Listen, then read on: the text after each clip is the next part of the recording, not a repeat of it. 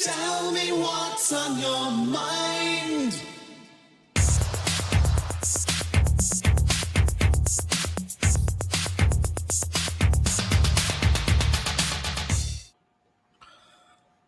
Hey there, this is Cooper from Telepathic Money Comics. I thought I'd share something with you guys today. I unboxed it yesterday. Sorry you don't want to get to see me struggle with a box. Just so you know, I did struggle. The box was actually wet and it actually had a hole in it, so I was like, oh crap! And I was like ripping it open to make sure. I mean, but it came in a nice box. It came bubble wrapped and everything. And it had nice logo tape on the sides. So, what came in it? Well, glad you asked. This was the package from Hybrids, Sons of the Gods. I had something very special I wanted to share with you, but I'll get there. First of all, it had the remaster of Trash Man. There you go. See it? Really cool cover. Kind of a full thing going on. Trash Day Part 1. I enjoyed the graphic novel. I have it. Very handy. I read it all the time. It's probably one of my favorite in all of Comicsgate. It's just a really rich universe of characters. The art is kind of something that some people don't like, evidently, but I like it just fine. I'm not much of every single panel's got to be a work of incredible intricacy. I've got books that are just as intricate as can be, but I don't read those books. I might look at them, but I need characters. I want the whole package, and Hybrids is the whole package. Okay. I like the Sons of the Gods, or the Trash Man arc. Enjoyed it quite a bit. Also, I had two covers in this one. This is the black cover. I have to take it out of the package so you can see this. But I also have this for Part 1. It's a limited edition cover. But it has this really cool effect on it of matte and reflective. So, you can see it. Yeah. But it's a copy of the second comic. I'll put it back in its bag. That's the one I kind of want to keep pristine as possible. But because I really think it's just going somewhere. Before I show you the actual second comic of the Killing Field arc, let me show you something else really cool. It's the Trash Man action figure. It's actually Mr. Trash Man. He's got limited articulation, but he's hand painted. He's numbered, signed, and just cool. I love the series, and I wanted it, so I got it. One cool thing is since I've been pretty reliable backer, and he drew Danny for me. If you don't know who Danny is, get Hybrids and find out. He's unique, and he's kind of like the cranky old man kind of thing that you find common. But he's kind of got a twist to him, and he's also really more than just a butler slash, police commissioner who, oh, look over there, plot device. He's actually active and really cool character. I enjoy him a lot. And Luke knows it. I've told him. So he drew me that. Just a hand drawn, pretty cool. So what happens when you get to know creators and involve yourself in their work and promote it, and you become part of the team, become like the unofficial arm of the production. But anyway, this is the part 2 of the first one. So real cool stuff right there. Really good story arc. The Killing Field part 2. Part 1 was good. Really awesome. I can see the story is just getting richer and richer and more varied, and the universe is getting more depth to it as it goes. And I'm really excited to see where we go with this. Well, he had a drawn-in tier, but it was really unique. He actually wanted people to contribute to the universe, make a contribution, and I just I was there for it. I really was. I think it's cool to have that. I don't see that very often. I did it one other time, and it turned out that the character was glimpsed for one frame, and then maybe 2 frames. But he had no speaking part, and I really worked on developing the character for the world. I'm a writer. I'm a comic creator myself. So I worked on creating this character for the world, and I saw him in like 2 frames of the whole entire comic book, and I might as well just made some generic guy. I didn't spend all that time expecting, But you have a drawn-in tier. Make sure you specify the activity level. Well, he had a tier that said you could create a hero or villain, a hybrid. I chose to create a villain. Okay. And so the first of my characters to ever reach print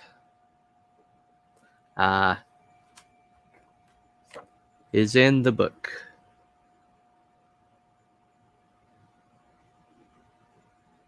The backup story. I think it's called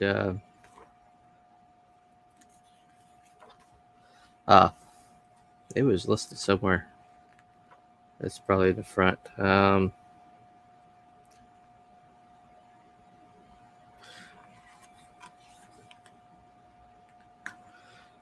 Anyway, this is the backup story. It's going to be in a main arc later on. And so this is actually creating somebody for the universe, actually. Every world needs their Batman pantheon is about the most perfect pantheon. A lot of people believe that. I am one of them. And in that pantheon is a being known as Mr. Freeze. And I thought that every universe kind of needs their fire character and their ice character, and I chose to create an ice character. Now, the animated series, Batman rewrote their Mr. Freeze and created this character. Well, he was kind of a joke character, but they really made him interesting. They made him varied. They gave him a backstory. They gave him a life, and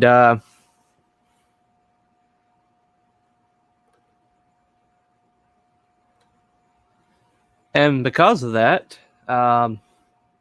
he really took off and became something unique. And I really liked him.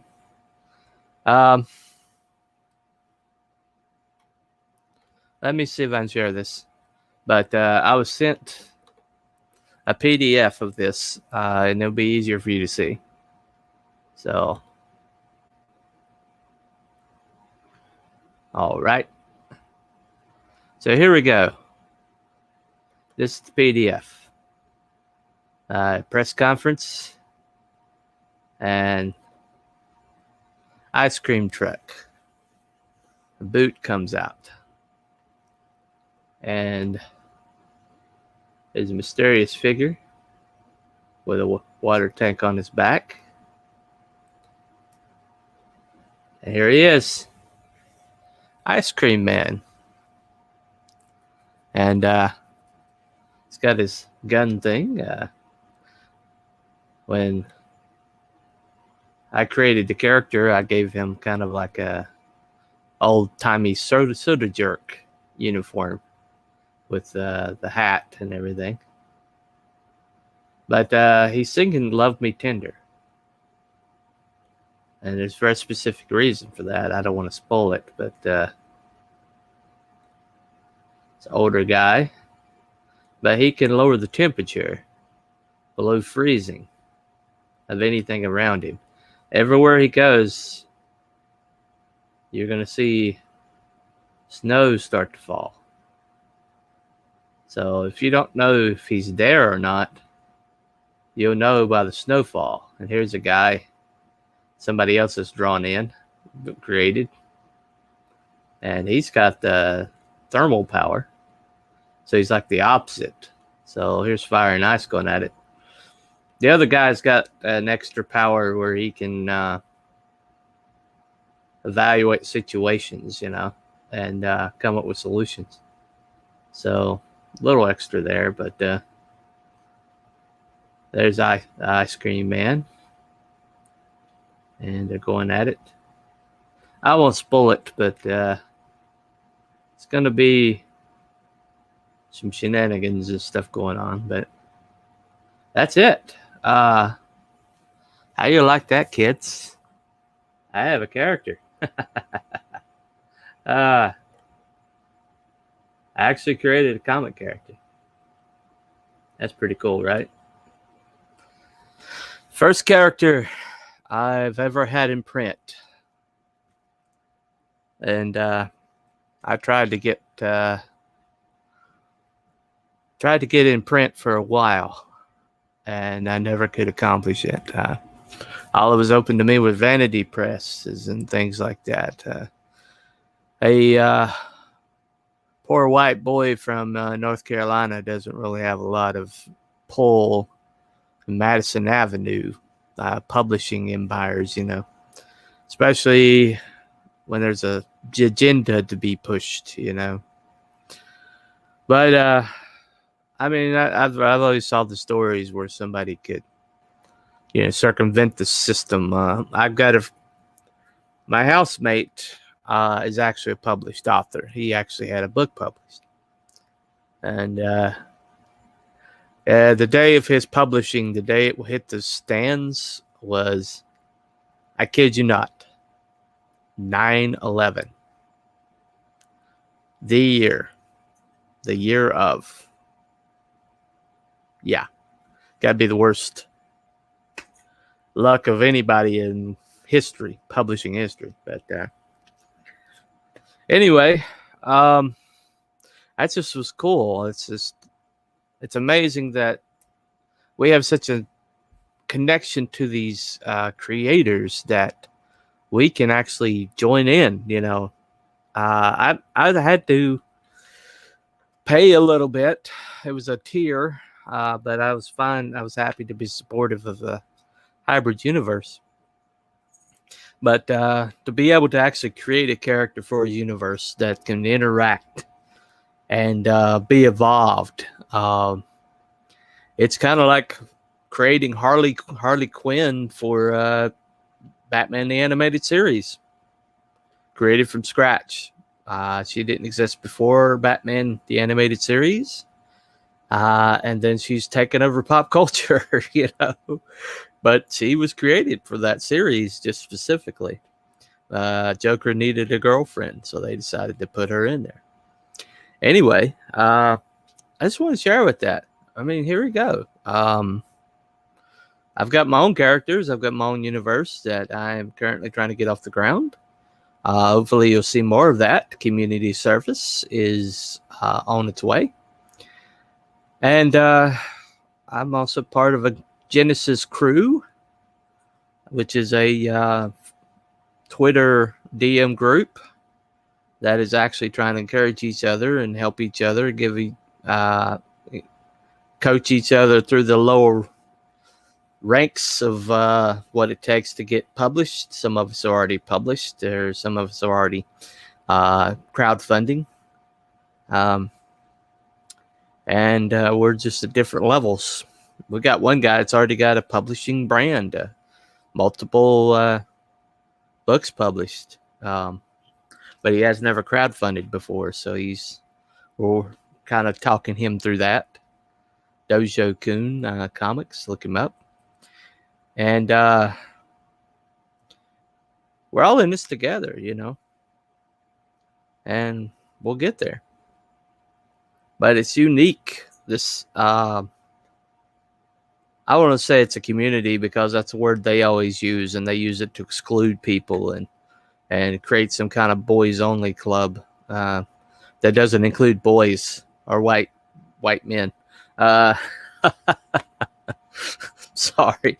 But they, so I'd rather say we've got a what's called a matrix of thought, a matrix of creativity, a matrix of interaction. We don't have a community, Comicsgate. We've got a matrix, and I'm stoked to be a part of it. I really am, because hopefully this might be my first published character, but I am dearly hoping it won't be my last. Well, this was Cooper from Telepathic Bunny Comics. The show has been I have to write comics good, not well, because well is a hole in the ground from which you draw water, and good is the opposite of bad.